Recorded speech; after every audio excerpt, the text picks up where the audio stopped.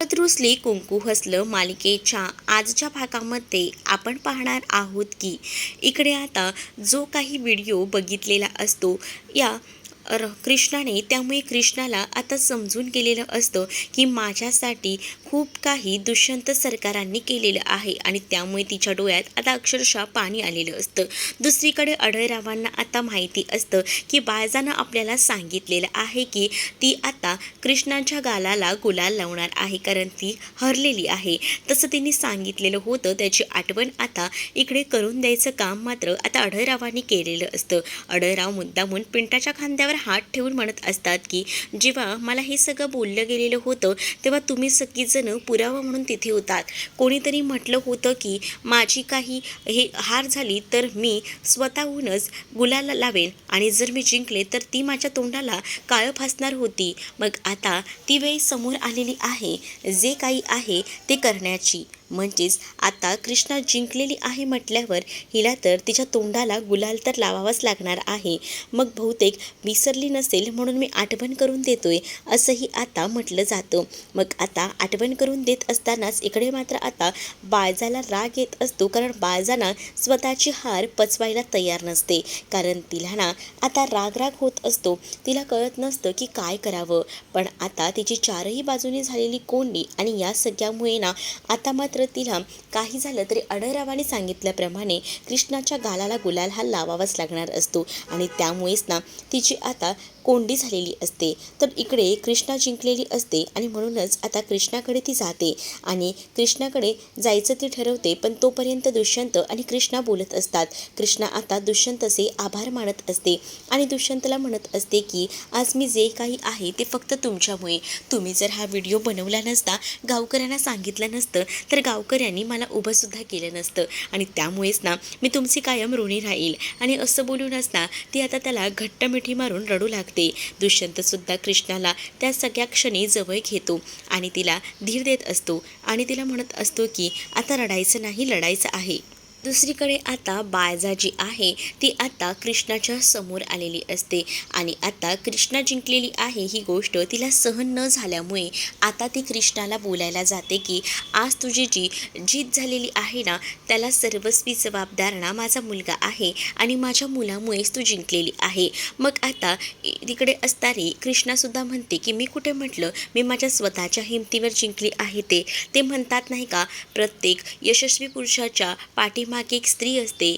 तसंच मी सुद्धा म्हणते की प्रत्येक यशस्वी स्त्रीच्या मागे पुरुषही असतो आणि माझ्या नवऱ्यानं माझ्यासाठी जे काही केलेलं आहे ना ते मी कधीही विसरू शकत नाही आणि त्यामुळेच ना मला सगळ्या गोष्टी माहिती आहेत, तुम्ही मला सांगायची गरज नाही असंही आता म्हटलं जातं. आणि त्याचसोबत माझ्या नवऱ्यामुळे मी इथपर्यंत आलेली आहे ही गोष्ट माझ्या चांगलीच लक्षात आहे, ती तुम्ही आठवण करून द्यायची गरज नाही आणि मी या सगळ्याबद्दल माझ्या नवऱ्याचे आभारही मानते. मुळात राहिला प्रश्न आता मी जिंकलेल्याचा, तुम्हाला तर चांगलंच माहिती आहे, या आधीसुद्धा मी तुम्हाला सांगितलं होतं विजयाचा गुलाल तर रांगडे पाटलांच्याच घरात येणार आणि तो फायनली माझ्याकडे आलेला आहे आणि त्यामुळेच तुम्हाला आता राग येत असेल पण हे सत्य आहे, आता तुमची नांगी तर मीच ठेचणार असंही आता म्हटलेलं असतं. आणि जेव्हा या सगळ्या गोष्टी सांगितल्या जातात ना तेव्हा मात्र आता खूप मोठा धक्का झाला बसलेला असतो. बाळजा आता पाहतच राहते तर बाळजाकडे बघून मात्र आता हसायला जास्त येत असतं, ते म्हणजे अढळरावांना. अढळरावांनी एवढे दिवस वाट बघितलेली असते या बाळजाच्या हरण्याची, पण आता अक्षरशः कृष्णा जिंकल्यामुळे त्यांचं हे जे स्वप्न आहे ते आता पूर्ण झालेलं असतं आणि त्यामुळेच ना ते खूपच जास्त खुश असतात. पण इथे बाळजाने ज्या पद्धतीने सांगितलेलं होतं की तुम्ही जे काही कराल त्याच्या पाठीशी मी तुमच्याशी उभा आहे, पण आता ते सगळं काही इथं काहीच केलेलं नसतं आणि त्यामुळेच ना आता बाळजा जी आहे ती चिडलेली असते.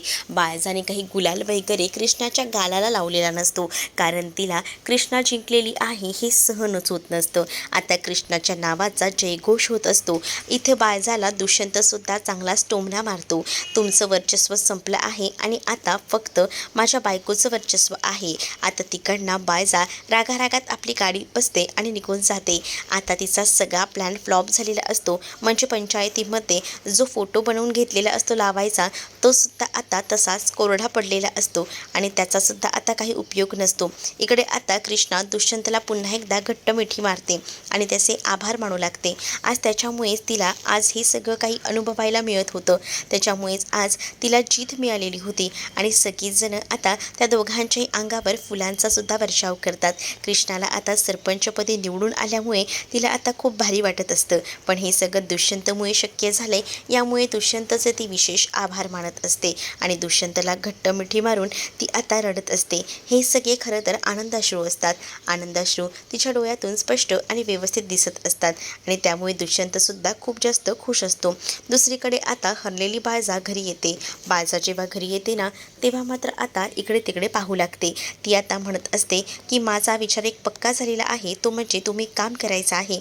पहिल्यांदा जाऊन ये ना, सगळ्यांना जे जे काही आपण वाटलेलं आहे ते परत मिळवा. म्हणजेच आता ही बाळजा इतक्या खालच्या थराला जाऊन विचार करत असते ना, म्हणजे तिने मतं मिळवण्यासाठी जे काही लोकांना वाटलेलं होतं ते आता ती पुन्हा मिळवायला सांगत असते. म्हणजेच जे काही साड्या बिड्या दिलेल्या असतात ते जा आणि त्यांच्याकडनं पुन्ह्यांदा घ्या, हे सगळं काही तिनं सांगितलेलं असतं. मग तेव्हा दलपत भाऊजी सांगतात की माफ करा बाळजाबाई, पण आपण बोलायच्या आधीच सगळ्या गावकऱ्यांनी सगळं सामान आणून पुन्हा दिलेलं आहे. हे आता बोलल्यानंतर तिथे आता सगळ्या ज्या काही गोण्या आहेत त्या तिथे ठेवलेल्या असतात आणि त्या गोण्या बघूनच ना खूप मोठा धक्का जो आहे तो बाळजासाठी असतो. बाळजा म्हणते की ह्या लोकांची इतकी हिंमत की ह्यांनी सगळं काही रिटर्न केलं, यांना काय वाटतंय, ह्यांना आता सगळ्याचा माज आलाय. तर दुसरीकडे आता अढळराव आलेले असतात आणि अढळरावांनी ना खूप सुंदर असं गाणं त्यांच्या एका स्पीकरवर लावलेलं असतं. ते म्हणजे शिबाने आज थट्टा मांडली, हे जे गाणं आहे ते मात्र त्यांनी लावलेलं असतं. त्यामुळे आता बाळजाला राग येत असतो. बाळजा आता त्यांच्या हातात ना ते खेचून घ्यायचा प्रयत्न करत असते. बाळजा आता हे सगळं जेव्हा खेचून घ्यायचा प्रयत्न करत असते ना, तेव्हा मात्र आता आढळराव म्हणतात की आता त्याचा काही एक उपयोग नाही आहे, तुम्ही काहीही करा, पण आता तुमचं सरकार जे आहे ते पडलेलं आहे, त्यामुळे तुम्ही जरी काही केलात ना तरी आम्हाला काय बी फरक पडत नाही, आढळराव बोलत असतात. आढळरावांनी असं म्हटल्याबरोबर इकडे मात्र आता खूपच जास्त बाळजाला राग येत असतो, कारण बाळजाच्या समोर आता दुसरा ऑप्शनच नसतो ना. तिला आता शांत राहावं लागणार असतं, कारण ती हरलेली असते. आता आढळराव जे असतात ते सुद्धा आता ठामपणे म्हणत असतात की हे सगळं ना तू जे काही करतेस ना त्याच्यामध्ये तुला आपल्या सुनबाईनंच हरवले. उलट तुम्ही आनंद साजरा करा, तुम्हाला आता आराम करण्याची वेळ झालेली आहे. म्हणजेच आपल्या सुनबाई तर जिंकलेल्या आहेत ना, याचा तर आनंद साजराच करायला हवा. मी तर बाबा अख्ख्या गावभर पेढे वाटून हा आनंद साजरा करणार आहे, कारण खूप दिवसानंतर गावाला एक नवा सरपंच भेटलेला आहे. आणि असं बोलून असता आढळराव तिकडनं निघून जातात. बाळजाला आता काय करावं आणि काय नाही ना हे सुधरत नसतं. तिला आता राग येत असतो. तिची आता तळपायाची आग मस्तकात जात असते, कारण गावकऱ्यांनी जे काही तिला हरवलेलं असतं त्यामुळे तिला राग येत असतो.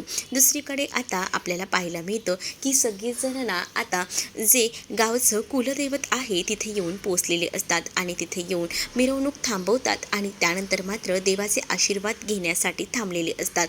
देवाचे आशीर्वाद घेत असताना कृष्णा देवबाप्पाला नमस्कार करतच आता म्हणत असते की हे सगळं काही तुझ्यामुळे शक्य झालेलं आहे.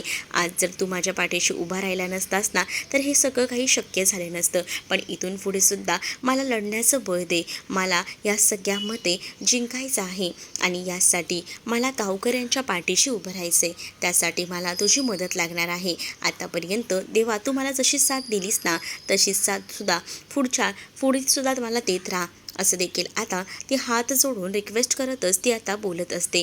जेव्हा ती आता हे समजा काही बोलत असते ना तेव्हा दुष्यंतसुद्धा तिथेच असतो. सगळ्यांनाच आता पेढे वगैरे वाटले जात असतात, तर बबन्याने येताना नारळसुद्धा आणलेला असतो. तो नारळ आता इथे फोडला जातो. दुष्यंत स्वतःच्या हाताने हा नारळ फोडतो, कारण आता जीत तर झालेलीच असते. जे काही ठरवलेलं असतं ते अक्षरशः या देवासमोरच उभं राहून ठरवलेलं असतं आणि आज देवानेच या सगळ्या गोष्टी काही पूर्ण केलेल्या असतात. त्यामुळे नारळ वगैरे फोडून आता त्यांचा जल्लोष सुरू होतो. इकडे आता भक्ती जी आहे तिला सुद्धा निघायचं असतं आणि त्यामुळेच ना भक्ती आता इकडे तिकडे पाहत असते, कारण भक्तीला घरी जाऊन सुद्धा मुद्दामून ना पूजा असते, तिला नाचवायचं असतं आणि त्यासाठी तिला तिकडनं पळ काढायचा असतो. म्हणूनच ती आता कृष्णाला सांगते की चल मी नंतर येते, मला आता निघावं लागेल. आणि असं बोलूनच ना ती तिकडनं जात असते. कृष्णा तिला म्हणत असते की मिरवणुकीत थांब ना, साथ दे ना, पण ती आता म्हणत असते की नको, मला जायला उशीर होतोय, मी निघते. मग आता ती निघालेली असते. पण इकडे मात्र आता कृष्णा तिथेच उभी असते. कृष्णा तिथे उभी असताना इकडे मात्र आता दुसरीकडे आढळराव जे असतात ते आता पेढे वगैरे घेऊन गेलेले असतात आणि अनुसयाला म्हणतात की हे घे, आनंदाची बातमी आहे. अनुसया म्हणते की काय झालं आहे, एवढे पेढे कशासाठी? त्यावर आपली कृष्णा सरपंच झाली आहे आणि यासाठी हे पेढे. मग आता खूप जास्त आनंद समर आणि त्याचसोबत इकडे असणाऱ्या या अनुसयाला झालेला असतो. त्यांना आनंद ही सरपंच कृष्णा झाली याचा नसतो, त्यांना आनंद हा असतो की बाळजा ही सरपंचपदी हरली आहे ह्याचा. म्हणूनच आता मला ना कृष्णाला भेटायचं आहे असा हट्ट अनुसयाचा असतो. आढळराव म्हणतात की हो ठीक आहे, पण आता ना ती सध्या मिरवणुकीत असेल, पण आपण तिला भेटूया, नको काळजी करूस तू, आपण भेटायचं ठरवलं आहे ना, तर मी तुला भेट घडवून देणारच, असंही आता म्हटलं जातं. मग अनुसया ही एका वेगळ्याच दुनियेमध्ये हरवून जाते, कारण तिला माहिती आहे की तिला ज्या काही गोष्टी हव्या आहेत त्या एकदम तशाच घडून येणार होत्या आणि म्हणूनच तर ती आता त्या पद्धतीनंच विचार करत होती. तर दुसरीकडे मात्र अनुसयाला आता असं वाटत होतं की कधी एकदा कृष्णाला जाऊन भेटते.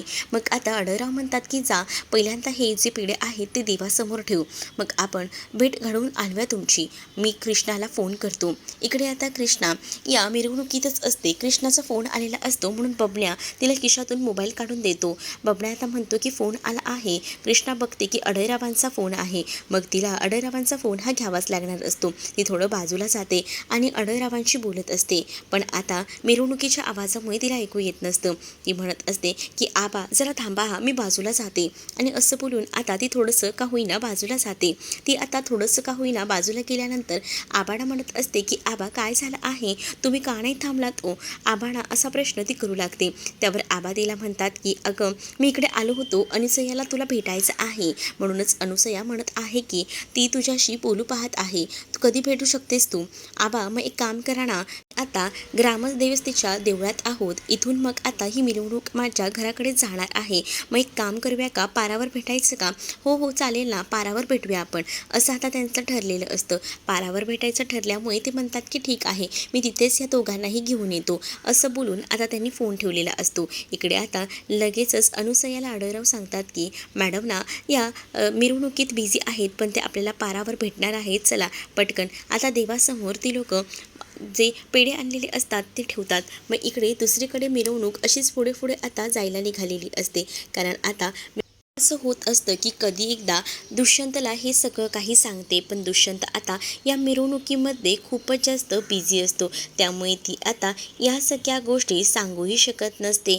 तर इकडे आता ती देवासमोर हात जोडते, कारण तिला असंच वाटत असतं की लवकरात लवकर जे आहे ते या सगळ्या गोष्टी दुष्यंत सरकारांना सांगण्यासाठी मला बळ दे, असंच ती आता देवाला म्हणत असते. भक्ती आता घरी गेलेली असते. भक्ती जशी घरी जाते ना, तसं आता ती पूजाला पेढा देते.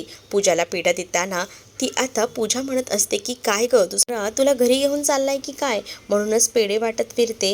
माझा नवरा तर घरी घेऊन चाललेला नाही आहे, पण तुला सांगू का की आपली कृष्णा सरपंच झाली आहे ना, त्याचाच हा पेढा आहे. हे सत्य जेव्हा आता पूजाला समजतं तेव्हा आता तिच्या पायाखालची जमीनच सरकते, कारण तिने जे काही रात्री कांड केलेले असतात त्यावरून तिला असं वाटत असतं की ही लढाई तर मी जिंकणार आहे आणि बाळजा हे सरपंचपदी निवडून येणार आहे. पण इकडे सगळं उलटं झाल्यामुळे ना आता मात्र पूजाचं टायकच सटकलेलं असतं. पूजाला वाटलंही नव्हतं की कृष्णा सरपंच पद म्हणून निवडून येईल, पण आता ह्या सगळ्या गोष्टी ऐकूनच ना तिचा आता मनस्ताप झालेला असतो. दुसरीकडे आता पाहायला मिळतं की इकडे खूप जास्त गावात मोठी मिरवणूक निघालेली असते कृष्णाची, कारण कृष्णा जिंकलेली असते ना म्हणून. मग आता तिकडनं त्याला आढळरावांची गाडी येताना दिसते.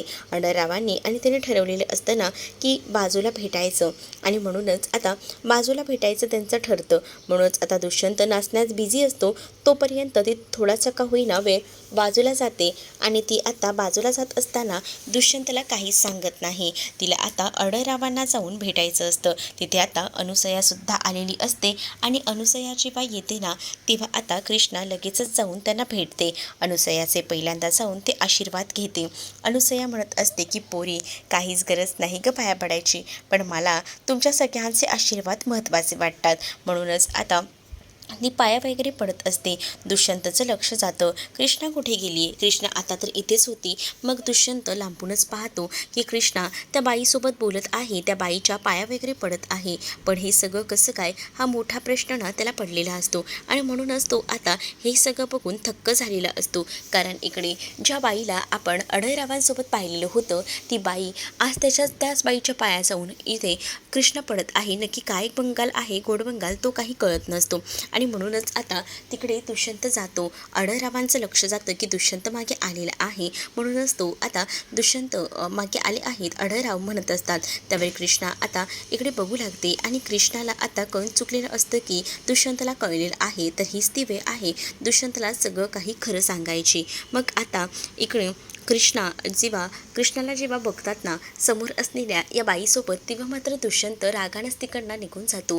दुष्यंत जेव्हा रागानं तिथून निघून जातो ना, तेव्हा मात्र आता कृष्णाला धक्का बसतो. कृष्णा विचार करते की हे समजा होऊन बसलं आहे ना, मग आता हीच ती योग्य वेळ आहे. कारण मी आता यापेक्षाही जास्त यांच्यापासून काही गोष्टी लपवू शकत नाही, असंही आता कृष्णानं ठामपणे सांगितलेलं असतं. दुष्यंतला आता काहीतरी वाईट वाटत असतं. कारण त्याने आता विचार केलेला असतो की हीच ती बाई त्या दिवशीची होती, तीच बाई आतासुद्धा आहे. आणि हे सगळं काही कृष्णाला सुद्धा माहिती आहे. कृष्णाला मी म्हटलं होतं की या माणसापासून लांब राहा, हा माणूस चांगला नाही आहे. या माणसानं माझ्या आईला फसवलं आहे आणि या सगळ्या गोष्टी, आणि म्हणूनच ना आता त्याला राग येत असतो. आणि तो आता रागारागानं हे सगळं दृश्य बघून तिकडनं निघून जातो. तो जसा तिकडनं निघून जातो ना, तसं मात्र आता इकडे अढळराव कृष्णाला सांगत असतात की कृष्णे आता काय करायचं आहे गं. दुष्यंतला तर राग आलाय, दुष्यंतला हे सगळं मान्य नाही झालेलं वाटतं, म्हणून तर तो निघून गेलाय. पण इकडे आता कृष्णा म्हणत असते की आबा नका काळजी करू, घरी जाऊन मी त्यांना सगळं काही सांगणार आहे. पण आजच ती योग्य वेळ आहे त्यांच्यासमोर सगळं सत्य आणायची. कारण इतके दिवस त्यांच्यापासून हे सत्य लपवून ठेवलं. पण आज आपण ना ज्या ठिकाणी हा सगळा प्रसंग घडला होता, म्हणजेच तुमच्यासोबत जो काही प्रसंग घडला होता, त्याच ठिकाणी आपण आज रात्री हाच थरार पुन्हा उभा करूया. आणि हा थरार पुन्हा उभा करायचा ठरवल्यानंतर आता मात्र राव म्हणतात की तुला हे योग्य वाटतंय का सगळं आता करणं. त्यावर कृष्णा म्हणत असते की यापेक्षाही योग्य वेळ कोणतीच नसू शकते. कारण आता दुष्यंत सरकारांसमोर सगळं सत्य आणायलाच हवं. कारण किती दिवस आपण हे सगळं सत्य त्यांच्यापासून लपवून ठेवणार आहोत. मला नको वाटतं हे सगळं त्यांच्यापासून लपवायला. म्हणूनच मी काय म्हणते, आपण तसंच करूया. आपण एक काम करूया, आपण ना आजच रात्री ह्या सगळ्याचा निकाल लावूया. मग आता त्यांचं प्लॅनिंग सगळं काही ठरतं आणि आज रात्री या सगळ्याचा मुद्दामून विस्कार करायचा, सगळ्याचा पाडा वाचायचा दुष्यंतसमोर, हे ठरलेलं असतं. अनुसया म्हणत असते पण हे सगळं पोरी तुला वाटतं का जमणार आहे का या सगळ्या गोष्टी? हो, का नाही जमणार, सगळ्या काही गोष्टी बरोबर जमून येणार आहेत, तू काळजी करू नकोस आपण, असंही आता अनुसया म्हणत असते. आणि समर आणि अनुसयाला आता ते दोघं जणांना कृष्णा आता सांगत असते की आपल्याला आता हार म्हणून चालणार नाही आहे, आपल्याला या सगळ्यासाठी लढावं लागणार आहे. आणि त्याचसाठी मी तर तयार आहे दुष्यंत सरकाराने हे सगळं सांगायला, आणि तुम्हीसुद्धा तितकंच तत्परतेने तयार राहा, असं देखील आता ती म्हणत असते. आणि जेव्हा या सगळ्या काही गोष्टी ती बोलते ना, तेव्हा मात्र आता इकडे समर आणि अनुसयासुद्धा तयार होतात. मग आज रात्रीची त्यांची तयारी सुरू होते. तर दुसरीकडे पुढील भागामध्ये आपल्याला एक जबरदस्त असा प्रोमो पाहायला मिळतो, ज्यामध्ये दुष्यंतला आता कृष्णा या सगळ्या काही गोष्टी सांगायचा प्रयत्न करत असते. आणि जिथे हा सगळा प्रसंग घडलेला असतो ना, अगदी तिथेच आता ती त्याला घेऊन गेलेली असते. तिथे बाळजासुद्धा असते. आणि बाळजा जेव्हा अनुसयाला समोर बघते ना, तेव्हा बाळजा पुन्हा एकदा तो प्रसंग तोच अनुभवायला बघते. म्हणजे तो सीन रिक्रिएट झालेला असतो. बाळजा आता म्हणते की तेव्हा तू वाचली होतीस, पण आता नाही वाचणार, तुला आता माझ्या संसारातून मी बाजूलाच करणार, असं काहीसं ती आता अनुसयाकडे बघून बोलत असते. अनुसयाकडे बघून जेव्हा ती आता बोलते ना, तेव्हा मात्र आता इकडे असणाऱ्या दुष्यंतला तर धक्काच बसतो की हे सगळं काय आहे. त्याच्या आईचं हे भयानक रूप तर त्याने पाहिलेलं नव्हतं, पण आता हे भयानक रूप जेव्हा तिला समजतं ना, तेव्हा मात्र आता तो म्हणत असतो की बस झालं, आता नाही, आता मी ह्यातून मार्ग काढणारच आहे. म्हणजे आता त्याला कळलेलं असतं की त्याची आई खुनी आहे. तिथे अढळरावसुद्धा असतात. अढळराव जे आहे ते अक्षरशः खाली बसलेले असतात. मग आता ती पुन्हा एकदा पिस्तूल रोखून धरते, पण त्याच वेळेला नेमकं आता तिथे कृष्णा येऊन हे सगळं काही सावरते. मग दुष्यंतला सुद्धा या सगळ्या गोष्टी समजतात. तेव्हा दुष्यंतसुद्धा शांत न राहता आता म्हणत असतो की आता खूप झालं, अति झालं, पण इथून पुढे मी हे सहन करणार नाही. आणि असं म्हणतच ना तो आता म्हणत असतो की कृष्णा, तू मलापासून ही गोष्ट लपवलीस, पण आता मला सगळं कळलेलं आहे. त्यामुळे तुला ना जी शिक्षा द्यायची आहे ना सरपंच म्हणून, ती शिक्षा दे. मला तर वाटतं या बाईला मी तर म्हणतो डायरेक्टच पोलिसात द्यायला हवं, कारण ही त्याच लायकीची आहे. आत्ताच्या आता पोलिसांना फोन कर आणि हिला पोलिसात देऊन टाक, असं देखील आता दुष्यंतने सांगितलेलं असतं. त्यामुळे आता बायजा घाबरलेली असते की आपल्या पोटचाच मुलगा हा कसा काय उलटा फिरू शकतो, आपल्यालाच पोलिसात द्यायला कसा काय तयार होऊ शकतो, असं कुठेतरी आता तिला वाटू लागलेलं असतं. तर तुम्हाला हा भाग कसा वाटलाय कमेंटमध्ये मला नक्कीच सांगा आणि अशाच नवनवीन भागांसाठी आपल्या चॅनलला सबस्क्राईब नक्कीच करा. चला तर मग भेटूया पुढच्या भागामध्ये. तोपर्यंत टाटा बाय. व्हिडिओ आवडला असेल तर लाईक करायला विसरू नका.